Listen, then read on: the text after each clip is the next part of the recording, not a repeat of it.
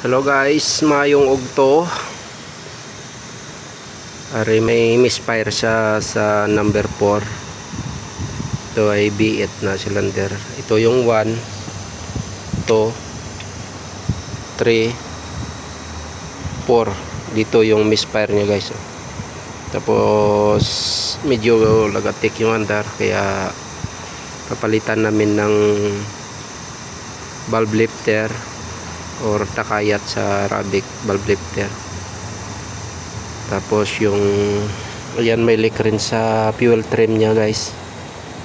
Ayan, sa linya ng fuel, kaya palitan rin namin yan. Ayan.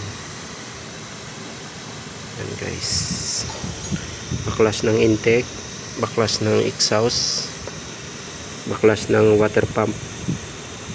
Ayan.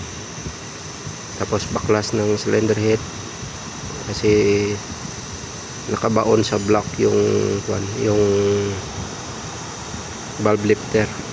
Yan yung nagbubukas ng valvula yan. Pero oil pressure yung gumagana dyan. Yan guys, ito oil pressure ito guys. Pupunta dito yung oil switch nito.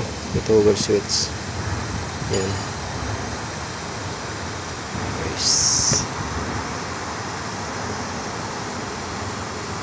Tapos bypass ng oil po sa intake.